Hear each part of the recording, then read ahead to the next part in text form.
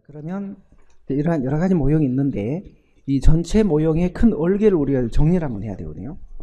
1번의 의의를 보시면 246조 1번 정책 결정 이론 모형이란 대안의 장단점을 비교 분석하여 평가하기 위한 어떤 이론적인 틀, 그걸 이론 모형이라고 해요. 근데 그게 개인 차원의 모형도 있고 집단 차원의 모형도 있고, 또 분류하기에 따라서는 오른쪽에 상단 산출지향적인 모형도 있고 과정지향적인 모형도 있고, 또 개인 차원의 모형도 있고 집단 차원의 모형도 있고. 그래서 그 밑에 썸머리에 정책결정 이론 모형은 산출지향적인 모형하고, 크게 보면 이 필기노트는 56쪽을 보시면 돼요. 과정지향적인 모형이 크게 보면 있는데요. 과정지향적인 모형은 정책을 결정하는 과정에서 누가 권력을 주로 행사하냐, 정책 과정을 누가 주도하냐, 이익집단이냐, 다원주의, 엘리트 이론, 국가, 비애버주의, 그러니까 정책 과정을 누가 주도하는가에 관한 정치학자들의 그 모형이에요. 이게 국가론이죠. 국가론, 의제론. 그래서 이 모형은 여기서는, 이것도 넓게 보면 정책 결정 이론 모형으로 볼 수 있지만 여기서는 논예로 하겠습니다. 이미 의제론에서 본 거기 때문에 정치학자들이 주로 관심을 갖는 권력성 중심의 모형이고요. 지금 우리가 보고자 하는 거는요, 이게 아니라 정책이 어떤 합리성에 근거하여 산출되는가, 정책이 어떤 합리성에 근거하여 산출되는가 하는 그 행정학자들이 관심을 갖는 모형, 요건 정치학자들이 관심을 갖는 모형, 요건 어떤 합리성을 근거로 정책이 산출되는가에 관한 이론 모형, 행정학자들, 요걸 중심으로 볼게요. 네, 이 모형에는 이제 다시 주체에 따라서 개인 차원의 기본적인 모형이 있고, 그 다음에 집단 차원의 변형된 모형이 있어요.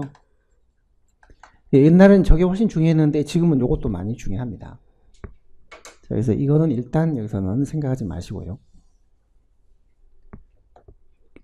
개인 차원의 기본적인 모형 5가지, 네, 집단 차원의 변형된 모형 한 5가지. 네, 개인 차원의 모형은 크게 5가지가 있어요. 첫 번째 합리 포괄 모형, 두 번째 만족 모형, 세 번째가 점증 모형, 그 다음에 제3의 모형, 제3의 모형이 혼합 주사 모형입니다. 네, 마지막이 최종 모형. 요 5가지 모형이 있거든요. 그리고 이게 모형이 이 순서대로 발전이 됐어요. 등장을 했습니다. 그래서 순서도 알 겸 외워놓으십시오. 한만, 점, 혼, 최. 한만, 점, 혼, 최. 한만, 점, 혼, 최. 이렇게 기억을 해놓고, 이게 1950년대부터 논의가 시작돼서 1970년대 정책과학이 완성되던 요런 식으로 순서대로 발달했어요. 합리 포괄 모형은 행정학자가 말했다라기보다는 고전파 정통 경제학자들이 생각했던 의사결정 원리를 말해요. 인간은 누구나 경제적으로 행동한다. 그래서 적은 비용을 들여서 많은 편익을 낼 수 있는 대안을 선택한다. 완벽하게 최선의 대안을 선택한다. 그게 합리 포괄 모형.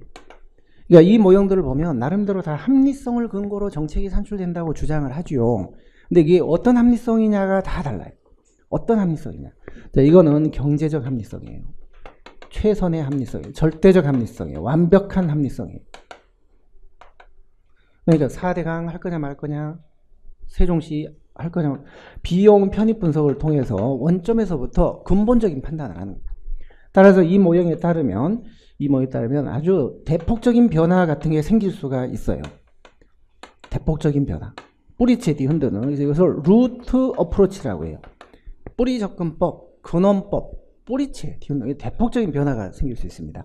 그러니까 굉장히 개혁적이고 변화를 추구하기 때문에 이상적이긴 해도 현실성은 좀 없는 모형이에요.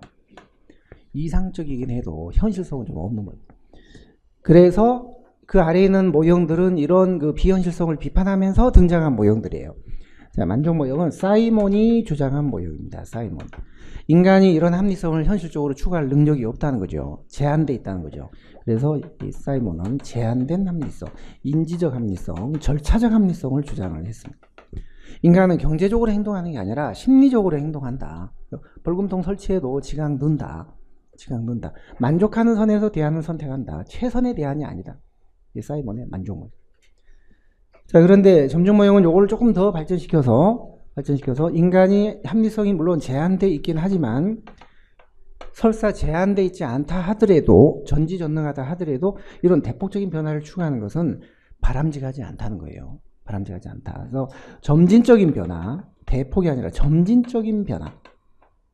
따라서 가지치기 정도, 가지만 조금씩 쳐내는 그런 브랜치 어프로치. 브랜치 어프로치, 이걸 흔히 지분법이라고 해요. 지분법. 가지만 조금씩 잘라내는 그런 식의 결정을 해서 기득권, 현실을 기득권이나 매몰 비용이나 현실을 인정을 하고 그걸 토대로 약간씩 변화시켜 나가는 게 그게 바람직한 정책이지 대폭적인 변화를 추구하는 정책은 사회 혼란을 가져오기 때문에 안 좋다는 거예요. 가능하지도 않고 안 좋다는 거예요.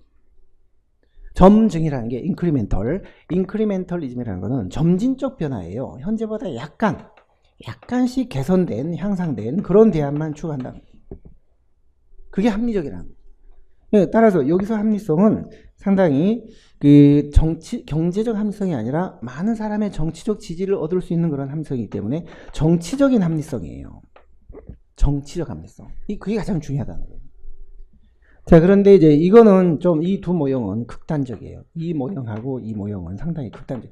얘는 이상적이지 못해요. 변화를 추구할 수 없고 현상을 유지한 좀 보수적인 접근법이기 때문에 이상적이진 않지만 그래도 현실적이기는 해요. 근데 이 모형은 반대죠. 그래서 이게 극단이기 때문에 이 제3의 모형은 두 개를 합친 거예요. 절충을 한 거예요.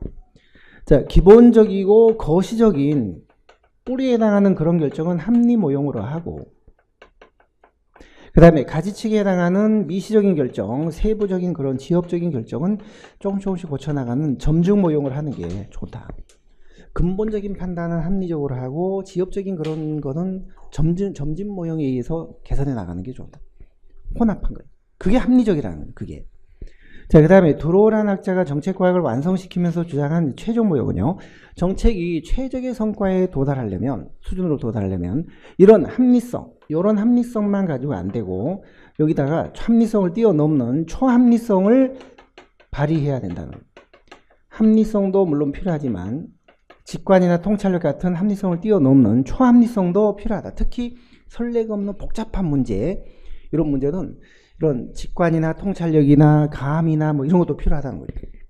자, 그게 맨 마지막에 70년대 초에 드로우라는 사람이 정책과학을 완성시키면서 주장한 모형이고 정책 결정 모형은 이 5가지 순서대로 쭉 발달했어요. 자, 최종 모형을 한번 가보실까요? 맨 꼭대기 뒤에 256쪽 7조 256조 2번에 최적화의 본질을 보시면 경제적 합리성도 물론 필요하지만 초합리성도 필요하다는 거예요. 특히 그 위에 2번의 첫 줄 자원은 제한되어 있고 선례는 없고 상황은 불확실하고 이런 상황에서 비정형적인 그런 결정을 할 때는 예를 들어 남북 정상회담이라든지 뭐 탈원전이라든지 우리가 한번 별로 해본 적이 없는 이런 결정을 할 때는 감이 중요하다는 거예요. 감이. 초합리성이. 합리성을 뛰어넘는. 그래서 오른쪽에 상단에 포인트가 있는데요. 뭐 상세히 보실 필요는 없어요. 그럴 필요까지는 없는데 이 드로우는 정책 결정이 최적의 수준까지 올라가려면 정책 결정 국면을 3개 단계로 나누어서 봐야 된다. 자, 해결하려는 문제가 이렇게 있다라고 한다면 이것을 3단계 국면으로 나눠서 자, 본래 의미의 정책 결정 단계하고 그 이전의 단계하고 그 다음에 본래 의미의 정책 결정을 한 다음에 이후에 결정하고 3단계 결정이 필요하다는 거예요. 원전을 탈피할 거냐 말 거냐, 탈원전. 자, 정책을 결정할 때 대안을 탐색하고 분석하고 해서 최선의 대안을 선택하는 그 본래 의미의 결정이 있고 이런 결정을 하기에 앞서서 이 문제는 성격상 어떤 전략과 어떤 지식과 어떤 방법으로 접근하는 것이 좋은지 이걸 먼저 결정해야 된다는 거예요. 정책 결정을 하기 위한 결정을 해야 된다는 거죠. 이게 바로 더 근원적인 결정이 돼서 이걸 메타팔러시라고 해요. 메타팔러시. 상위 정책, 초정책. 그래서 이 결정을 위한 전략을 먼저 수립을 한 다음에 이 전략에 의해서 본래 임의 결정을 하고 나서 집행하기 전에 또 한 번 따져봐야 된다. 집행이 제대로 될 건지, 문제는 없는지. 만약에 문제가 있다면 다시 피드백을 해서 전략을 바꾼다든지 대안을 바꾼다든지 해야 된다. 이게 포스트 팔러시 메이킹이에요. 정책 결정 이후의 결정. 이거는 본래 의미의 결정. 이거는 메타 팔러시. 이런 단계, 이게 본래 의미의 결정만 생각할 게 아니라 앞뒤로 이렇게 확장시켜서 피드백을 갖추는 것이 정책을 최적의 수준까지 올릴 수 있는 방법이다. 이게 최종 모형이에요. 그래서 결론은 두로가 얘기한 결론은 정책이 최적의 수준으로 올라가려면 합리성뿐 아니라 초합리성도 고려를 해야 된다는 거예요. 초합리성을. 자, 그게 바로 최종 모형. 자, 앞쪽으로 다시 보겠습니다. 그러니까 이게 모든 모형들이 각자가 나름대로 자기네 모형이 다 합리적이라고 얘기를 했는데 합리성의 내용이 다른 거예요. 합리성의 내용.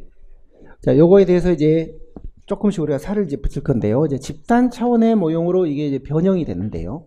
합리 모형이 집단 전체, 사회 전체로 변형 확대된 모형이 바로 공공선택 모형이라는 게 있습니다. 우리 1장에서 이건 공부를 했어요. 인간은 다 합리적인 의사결정 주체다. 시장의 경제 원리에 따라 합리적인 의사결정의 주체로 행동을 한다. 그런 관점에서 집단 차원의 의사결정을 설명하는 게 공공선택 모형이고 뭐 투표정치 모형이라든지 등등. 자, 그 다음에 앨리슨의 모형 3개가 있는데요. 앨리슨의 모형 1, 2, 3가 있는데 모형 1은 바로 합리 모형이 확대된 거예요. 모형 2는 만족 모형, 모형 3는 점중 모형. 제가 옛날에 공직에 있을 때 어떤 그 승진시험 준비하는 분이 제가 사무실에 공직에 근무하는데 대뜸 전화가 왔더라고요. 나중에요. 그때는 뭐 인터넷도 없었고 사이트도 없었던 때인데요. 선생님, 선생님 강의 듣는 사람인데 질문 좀 합시다. 직장인데 그런 질문 못 받는데요. 그랬더니 아니 그 강의를 했으면 질문을 받아줘야지. 그럼 어디다 질문하란 말이야. 그래서 대뜸 막 묻는 거예요. 그래서 뭔데요? 그랬더니 아리송 모형이 뭡니까? 그러면 아리송 모형. 아리송? 저도 아리송한데 그게 뭐 그런 모형이 있어요. 영어입니까? 영어래요. 그래요. 스펠링이 어떻게 됩니까? ALLISON 아리송 모형. 아리송 1, 2, 3. 그분이 한 서너 달 뒤에 또 전화 갔어요. 갑자기 또 아저씨 모형이 뭡니까 하더라고요. 아저씨 모형이라는 것도 있나요? 있대요. 영어래요. 영어. 뭔데요? 그랬더니 이 에이전시를 아전시로 이제 발음을 했는데 제가 아저씨로 잘못 알아들어요. 아리송 모형 1, 2, 3가 있는데요. 이게 개인 차원의 모형들이 이렇게 확대된 거예요. 그리고 회사 모형이라는 것도 있고요. 회사 모형. 사이버네틱스 모형이라는 게 있는데 이거는 앨리슨의 모형 2하고 좀 연관된 모형. 그 다음에 모형 3하고 연관된 모형이 쓰레기통 모형이라는 게 있습니다. 쓰레기통. 그러니까 쓰레기통 모형은 상당히 정치적으로 혼란하기 때문에 서로 타협하고 해서 정치적으로 이게 해결해야 되는 그런 모형이 쓰레기통 모형이거든요. 이게 앨리슨의 모형 3하고 연관이 돼요. 그러니까 이런 것들은 집단 차원의 모형이에요. 자, 그런데 이게 가장 극단적인 두 모형이고 이건 이제 가운데 절충적인 이제 그런 모형인데요. 우선 기본적으로 정책 결정 상황이 이 모형은 모든 게 확실하다, 예측이 다 가능하다고. 이건 그렇지 않다.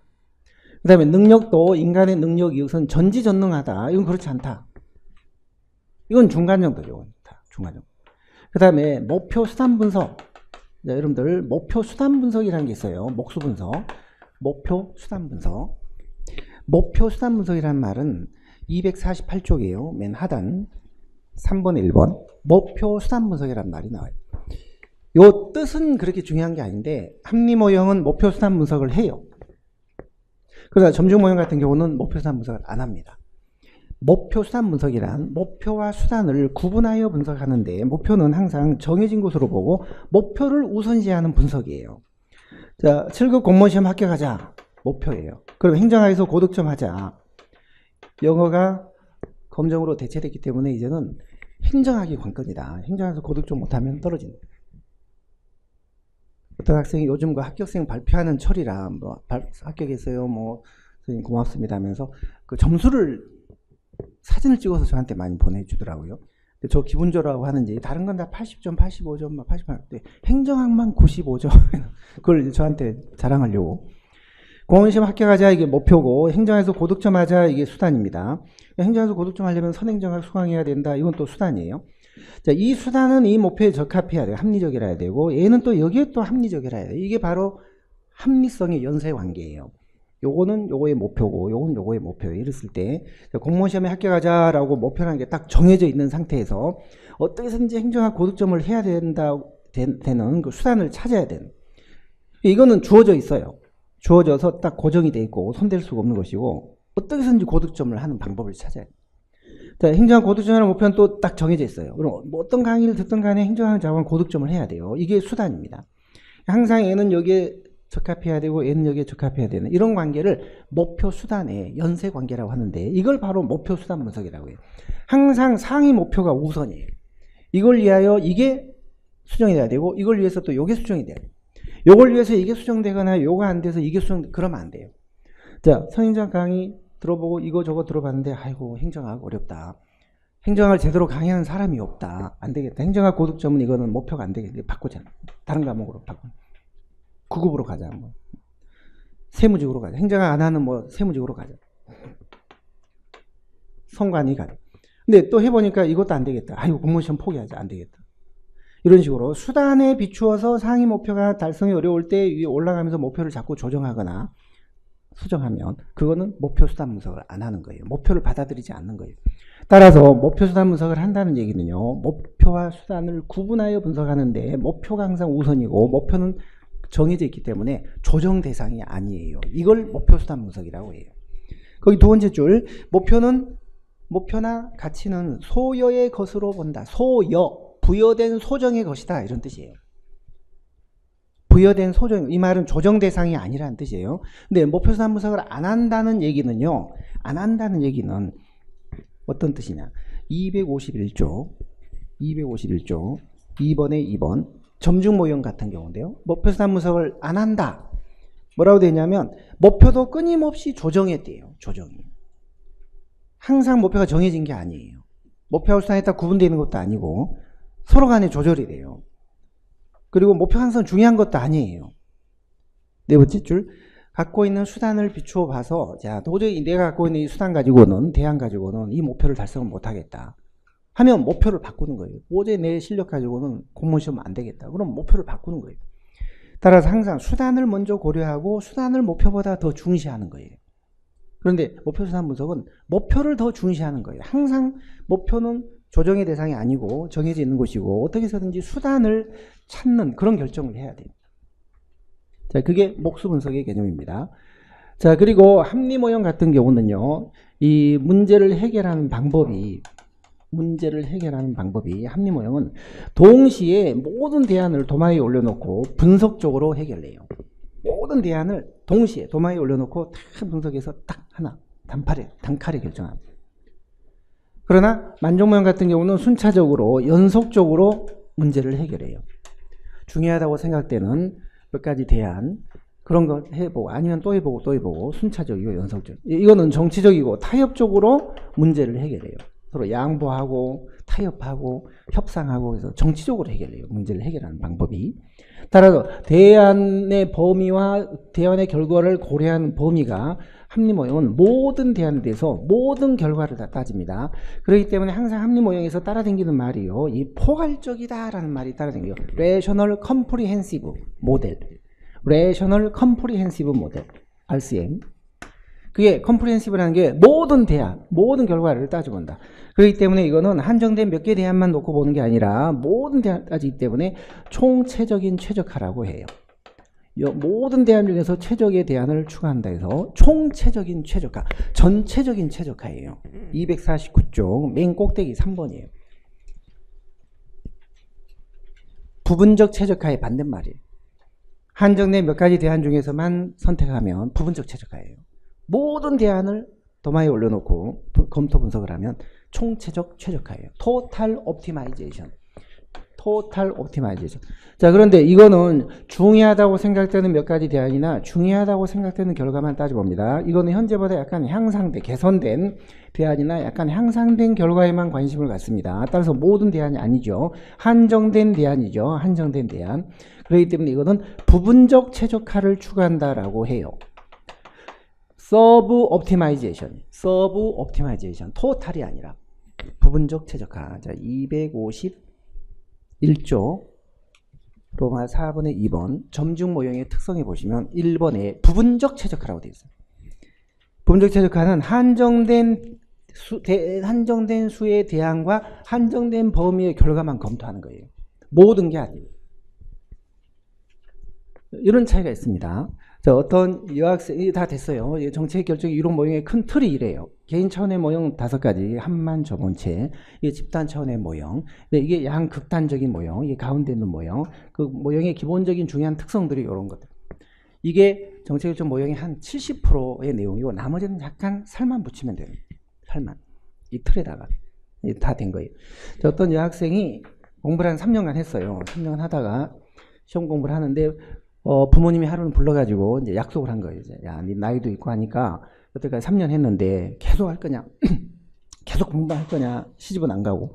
그래서 올해까지만 해라. 2018년까지만 해서 합격을 하든지 아니면 이제 나이도 있고 하니까 그만하고 결혼을 하든지 합의를 했어요. 목표를 정해줬어요.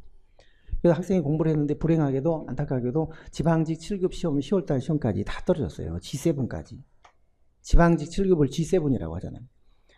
그래서 이제 부모님이 11월 달에 딱 부른 거예요. 야, 이제는 안 되겠다. 안 되겠다. 그래서 합격이 안 됐으니까 결혼을 해야지. 올해 안에 배우자를 선택해서 나를 잡자 하면서 어디서 갖고 왔는지 선볼 사람 명단을 리스트를 갖고 온 거예요. 20명. 그래서 12월 한 달간은 선보는 달로 하라는 거예요. 주 5일째로 5명씩 4주간 20명을 선을 보라는 거예요. 근데 한 명을 사귀고 있었던 사람이 있었고 새로운 대안 20명을 이제 갖고 온 거예요. 부모님이 21명의 대안에 대해서 결과를 다 이제 예측을 분석을 해본. 한 사람 이 사람은 사귀던 친구예요. 같이 공부하고 있는 친구거든요. 그러니까 이 친구는 이제 기득권을 갖고 있는 친구고 여기 이 친구 5년간 사귀면서 돈도 많이 들어가기 때문에 매몰 비용도 많이 들어갔고 그 다음에 이 친구는 일단 결혼한다면 가장 먼저 수단을 한번 생각을 해볼 수 있는 그런 수단이에요. 현실적인 대안이에요. 새로운 대안이에요. 21명에 대해서 전부 다 선을 봤습니다. 우리가 배우자를 선택할 때 배우자의 조건 하면 어떤 거예요? 주로? 학력, 학벌, 그 다음에 가문, 직업, 성격, 외모 뭐 이런 거 보잖아요. 이런 거 가지고 등급 매기고 하잖아요. 그런데 이게 21명의 모든 대안에 대해서 5가지 모든 결과에 대해서 면밀히 다 검토를 해서 17번째 선본 사람이 가장 낫다. 이 사람보다 훨 낫다. 이 사람은. 그러면 포기하고 이 사람하고 결혼해야 되겠다. 이런 용감한 결정을 만약에 내릴 수 있다면 이 학생은 합리모형으로 결정을 한 거예요. 합리모형으로. 근데 이거는 현실성이 없어요. 이 학생이 정말 어떻게 5년간 사귀었는데 어떻게 헤어져요. 그리고 또 성격 이거 어떻게 알아요? 외모야 보인다 하지만 성격은 정말 알다가도 모르는 게 성격. 불난집에 있어 보거나 같이 여행을 가보거나 술을 잔뜩 먹어보지 않는 한은 정말 성격을 알 수 없어요. 시내에서 레스토랑에 만났을 때는 술 안 취했을 때는 뭐 젠틀하게 먼지도 털어주고 의자 넣어주고 빼주고 지하철에 딱 불나면 혼자 톡 낄 수 있어요. 모르는 거예요. 술 잔뜩 취하면 무슨 망나니 짓을 할지 모르는 거예요. 자, 그래서 성격 이런 건 분석이 안 되니까 안 되고, 그리고 선을 21명을 어떻게 다 보냐. 시간도, 비용도 고려를 해야 돼요. 그래서 만족 모형에 따른 학생은 이제 이렇게 하는 거예요. 서너 명. 나는 이 중에, 외모. 그래서 눈에 보이는 외모, 검증이 가능한 외모가 중요하고, 가문의 영광이 중요하니까 이거 하고, 이 중요한 2가지 차원에서 한 사진하고 이렇게 다 봤어요. 그랬더니, 이 중에 한 서너 명을 봤더니, 마땅한 사람이 없었습니다. 서너 명 손을 봤더니 다시 한 번 더 봤어요. 한 서너 명을 더 추려서 봤더니 그 중에 7번째 선본 사람이 개중 나왔어요. 개중. 딱 만족은 최선은 아닌 것 같은데 더 보면 더 있을 것 같은데 이게 이제 자꾸 보다 보니까 누가 누군지도 모르겠고 뭐 막 안 되겠어요. 그래서 이 정도에 만족하자. 이 사람하고 결혼하자. 이렇게 판단을 했다면 이 학생은 만족 모형. 근데 이제 점중 모형에 따른 학생이라면 결혼해야지. 선 봐야지. 딱 20명 갖고 왔어요. 어머니 명단을. 그러니까 이제 우선 현실적으로 좀 사귀는 이 친구가 가장 결혼을 한다면 유력한 대안인데 보니까 아직 뭐 합격도 못했고 뭐 준비도 안 됐고 나도 합격을 못했는데 저 친구도 못했는데 둘이 결혼해서 이게 뭐 어떻게 안 되잖아요. 그렇다고 선을 보자니 시간 비용도 이거 도저히 안 될 것 같고 뭐 선 볼 때 사기꾼도 많잖아요. 제가 웃기는 얘기 하나 해드릴까요? 제 변호사 그 후배가 하나 있는데 그 친구가 저랑 같이 행시에 같이 합격을 했어요. 근데 딱 국세청에 발령났는데 첫 달 월급을 받아보고 사표냈어요. 월급 받는 날 사표냈어요. 너무 작다네. 너무 작다. 그런 친구들이 많았어요. 한 10명 정도 있었어요. 그래서 그 길로 사법시험을, 그때만 해도 로스쿨 이거 없었고 그래도 뭐 변호사가 조금 희귀했고 하니까 공무원한보다는 훨씬 돈을 많이 벌었거든요. 그래서 한 1년 2년 공부하더니 되더라고요. 돼가지고 변호사를 이제 뭐 판검사는 못 되고 변호사가 됐는데 결혼을 해서 잘 살고 있는데 하루는 결혼정보회사에서 전화가 왔어요. 변호사님, 저희 회원으로 가입을 해 주십시오. 그리고 언제 어디 좀 한 30분만 시간 내 주실 수 있어요? 그 맞선 보는 자리인데 가서 한번 선 한번 보시고 법 쪽에 돌아가는 얘기만 좀 한 30분 해주시고 뒤 애프터는 전혀 얘기하지 마시고 그냥 헤어지시면 됩니다. 뒷일은 우리가 다 해결을 하겠습니다. 저는 결혼했는데요. 그랬더니 상관없습니다. 상관없다는 거예요. 결혼한 사람한테 그거 내보내는 거예요. 그러니까 우리 이만큼 마치 뭐 이런 변호사 회원, 의사 회원, 판검사 회원 다수 확보하고 있다. 이런 사람을 그걸 이제 과시하기 위해서 성사도 되지 않을 사람을 내보내는 거예요. 완전 사기꾼 집단, 사기꾼. 제가 그 말을 듣고 너무 충격에 빠져요. 그때 그 결혼정보회사를 운영하는 사람이 무슨 여자 탤런트였어요. 뭐 선우 누구라는 사람이 있었어요. 지금도 할 거예요, 아마 지금도. 그런 사기꾼 집단, 야, 이 선을 어떻게 보냐. 그래서 나는 선 못 보고 한 다음에 이 친구랑 해야 되는데 준비가 안 돼 있고 도저히 내가 갖고 있는 이 현실적인 이 수단 가지고는 결혼을 못 하겠습니다. 목표 달성이 안 되겠네요. 시험에도 떨어졌지만 결혼도 못 하겠어요. 부모님 1년만 더 제가 해볼게요. 1년간 시간을 좀 주시면 꼭 합격을 하든지 안 되면 그때는 제가 결혼을 하겠습니다 하고 부모님하고 타협을 해서 목표를 조절했어요. 이렇게 해서 돌파를 했다면 이 학생은 점중모형을 선택합니다. 제가 없는 시간에 쓸데없는 이런 뭐 이상한 예를 든 것 같은데요. 실제 10년 전에 국회직 시험에서요. 이런 문제가 나왔어요. 어떤 사람이 배우자를 선택하는데 중요한 몇 가지 점만 살펴보고 나머지는 이 정도면 됐다라고 하는 선에서 배우자를 선택했다면 이 사람은 어떤 모형에 따른 결정을 한 거냐. 답은 만족이었어요. 만족. 여기서 중요한 거는 요거예요. 모든 대안이냐, 뭐 중요한 대안이냐, 중요한 결과. 현재보다 약간 향상된, 개선된 대안이냐, 아니, 요게 판단 기준입니다. 만족 모형이었어요. 두 번 다시 나오지 않겠죠. 그런 문제는. 두 번 다시. 그런 기출문제는 일회성 기출문제예요. 그래서 그런 문제는 다 버립니다. 저는. 확실하게 이건 일회성이라면 버리고. 우리 기출문제 보시면 별 3개, 2개, 1개가 있는데요. 별 3개는 계속 나올 수 있는 문제예요. 별 2개는 중간. 별 하나 정도는 약간 일회성인 것 같기도 하고 아닌 것 같기도 하고 그런 문제. 아예 일회성인 문제는 저는 뺐습니다. 중요하지 않은 것. 그러니까 여러분들이 이걸 보실 때 별 하나는 한 번 풀어보시면 돼요. 별 2개는 2번 풀어보시면 돼요. 별 3개는 3번 풀어보시면 돼요. 근데 지금은 참 너무 많은 문제를 푸실 필요가 없어요. 문제 푸는 것도 스킬이 필요하고 방점 찾는 방법, 패턴 익히기 뭐 이런 게 필요하니까 지금은 아 이렇게 문제가 나오는구나 감만 잡으시라는 거지. 문제를 지금 너무 많이 보시다 보면 이론이 좀 부실해지게. 이론이 부실하면 하체가 부실하면 나중에 더 손해예요. 지금은 이론을 좀 탄탄하게 하시는데 역점을 두셔야 돼요. 자, 그래서 이게 의사결정 모형의 전체적인 큰 얼개입니다. 틀입니다. 이제 살만 조금씩 붙이면 다 이제 간단히 해결이 돼요. 자, 248조 합리 모형부터 보겠습니다. 합리 모형 전제 조건을 보시면 1번 가중치나 가치가 정해져 있다. 이 말은 목표가 정해져 있다는 거예요. 인간은 전지전능하다는 거죠. 마치 정통파 경제학자들이 말했던 인간은 경제인이다. 최선의 대안을 선택할 수 있다. 특성의 목표 수단 분석을 한다. 2번에 완벽한 합리성. 3번 전체적 최적화. 4번 비용 편익 분석 같은 수학적인 공식, 연역적인 모형 같은 걸 써서 접근을 해요. 그러나 4번의 한계, 한마디로 이 모형은 현실성이 없다는 거예요. 이상적이긴 하지만 그렇게 될 수 있다면 좋긴 하겠지만 현실성이 없다. 이게 합리 모형이에요. 다음 쪽이 만족 모형. 동그라미 1번에 사이먼과 마치의 행태론에서 나온 모형인데 인간은 인지 능력상 한계 때문에 완벽한 합리성에 이르지 못한다. 이런 합리성에 이르지 못한다는 거죠. 그럼 어떤 합리성일까요? 이런 합리성이라는 거죠. 요런. 절차적 합리성, 제한된 합리성, 인지적 합리성. 그러니까 어느 정도 만족한 선에서 심리적으로 만족하면 선택이 되는 거지. 최선을 추구하지 않는다. 따라서 동그라미 3번. 중요하다고 생각하는 몇 개의 대안과 중요하다고 생각되는 결과만 순차적으로 해보고 아니면 또 해보고 또 해보고 하는 그런 순차적인 방법으로 단계적으로 검토해서 만족하다고 생각하는 선에 이르면은 거기서 결정을 한다는 거예요. 자, 됐습니다. 오른쪽 4번 점중 모형. 특성 보시면 부분적 최적화. 목표 수단 분석 안 한다. 그리고 3번 제한된 합리성. 이거를 받아들이긴 하지만 이걸 부정하진 않아요. 받아들이긴 하지만 설사 인간의 능력에 제한이 없다 하더라도 완벽한 합리성을 추가하는 건 아니라 이런 합리성을 추가하지 않고 이런 대안이 바람직한 것도 아니다. 왜냐?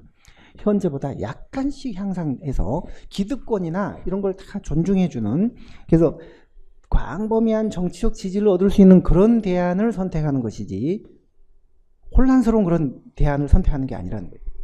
따라서 가장 중요한 합리성은 동그라미 3번. 여러 시민과 정치인들의 지지를 얻을 수 있는 정치적 합리성이 가장 중요하다는 거예요. 동그라미 아래 3번도요. 제한된 합리성을 부정하는 건 아니지만 더 중요한 합리성은 정치적 합리성이라는 거죠. 자, 다음 쪽에 따라서 4번. 정책은 대폭적인 변화보다는 소폭적, 점진적, 한계, 마지널 체인지, 조금씩 변해 나가는 그런 어떤 대안이 결정이 가장 좋다는 거예요. 자, 됐습니다. 다음 쪽에 가서 255쪽 로마 5번 혼합주사 모형을 볼게요. 자, 혼합주사 모형 요건데요. 기본적인 결정은 합리 모형으로 하고 세부적인 결정은 그 범위 내에서 점증 모형으로 한다. 이제 이런 모형인데요. 이 두 개를 그냥 평면적으로 이렇게 합친 게 아니라 좀 조심하셔야 돼요. 요건요. 이 제3의 모형의 가장 중요한 포인트는 이 두 개를 그냥 평면적으로 합친 게 아니라 원래 합리 모형은 모든 대안에 대해서 모든 결과를 따져보는 거예요.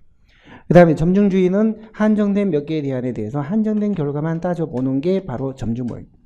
합리 모형은 숲 전체를 면밀히 살펴보는 거예요. 면밀히. 근데 이 점증주의는 나무 몇 그루를, 중요한 나무 몇 그루를 현재보다 약간 나아진 나무 대안 몇 개를 개략적으로 살펴보는 거예요. 면밀히 살펴보는 게 아니라. 근데 이제 이게 모순이라는 거예요. 아니 숲 전체를 어떻게 면밀히 살펴봐요? 안 되죠. 그 다음에 한정된 나무 몇 그루 몇 개 안 되는 걸 왜 대충 봐요? 자세히 봐야지. 그러니까 숲 전체는 면밀히 볼 수 없는 것이고 나무 몇 그루는 자세히 볼 수 있는 거잖아요. 근데 왜 이렇게 하느냐는 거죠. 이게 모순이다. 그래서 제3의 모형은 어떻게 이걸 절충을 시키냐면 변증법적으로, 전략적으로, 화학적으로 접근을 시켜요. 절충을 시켜요. 근본적인 뿌리에 해당하는 결정은 합리 모형으로 하되 모든 숲 전체 모든 대안에 대해서는 개략적으로 먼저 살펴보고, 그리고 이제 의미가 있다고 생각되는 미시적인 지역적인 결정에 대해서는 점증주의로 하되 나무 몇 그루를, 그러니까 한정된 대안을 면밀히 살펴보는 거예요. 면밀히. 그래, 실종자를 수색할 때 히말라야 산맥에 실종자가 생겼다. 산사태가 생겼다. 그럼 그걸 처음서부터 아래서부터 눈을 다 파헤쳐가면서 찾을 수 없잖아요. 헬기를 타고 한 바퀴 돌죠. 몇 바퀴를 돌면서 산사태가 난 것 같은 그런 지점을 먼저 찾죠. 뱅뱅 돌다 저기 눈이 파여 있다. 나무가 쓰러져 있네.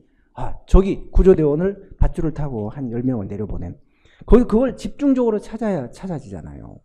모든 산을 헤맬 게 아니라, 모든 산을 현미경으로 헤맬 게 아니라 처음에 망원경으로 대충 보고 어느 심증이 가는 지점에 가서 집중적으로. 행정학도 딱 이런 식으로 공부해야 돼요. 지금 1순환이 헬기 타고 숲 전체를 보는 거예요. 헬기 타고. 그리고 2순환 때 디테일하게 중요한 부분을 더 집중적으로 볼 거예요. 행정학 모두를 볼 수는 없어요. 처음서부터. 그래서 1순환 없이 2순환 들어오는 거는 아주 안 좋은 방법. 1순환이 굉장히 중요해요. 지금 여러분들이 큰 숲을 그리는 게 이 행정학을 전체적으로 딱 숲이 그려져야 2순환은 쉬워지는데, 숲이 안 그려지고 처음서부터 막 한 칼에 심화부터 2순환 이거 굉장히 어려워요. 아이고 뭐도 안 되니 그림이 안 그려지고 하니까 힘들어서 포기하거나 문제하고 연결도 안 돼 나중에는. 그래서 1순환을 먼저 듣고 2순환으로 가는 게 굉장히, 다른 과목도 물론 그렇지만 특히 행정학은 너무 방대하니까 큰 그림을 먼저 그려야 되는데 그게 빠지면 진짜 힘들어요. 요렇게 하는 거, 요렇게 합치는 거. 이걸 조심하셔야 돼요. 요렇게 절충을 하는 거예요. 자, 그러면 됐네요. 최종 모형은 아까 설명드렸으니까 됐고요. 이제 문제 하나를 보고 개인 차원의 모형은 마무리를 하겠습니다. 328쪽의 9번입니다. 328쪽 9번. 2015년 국가직 7급 시험인데요. 점증 모형 옳지 않은 거. 점증 모형 옳지 않은 거. 답은 2번이죠. 이건 합리 모형이죠. 합리 모형. 자, 1번 맞죠. 정치, 보수. 이게 키워드가 딱 있어요. 1번 정치, 보수. 2번 합리. 틀렸고요. 3번 합의와 동의. 많은 사람을 참여시켜서 타협하고 동의를 구하는 게 점증 모형에서는 중요해요. 정치적 합리성이니까. 4번 목표 순환 분석을 안 한다. 부적절하다. 맞죠?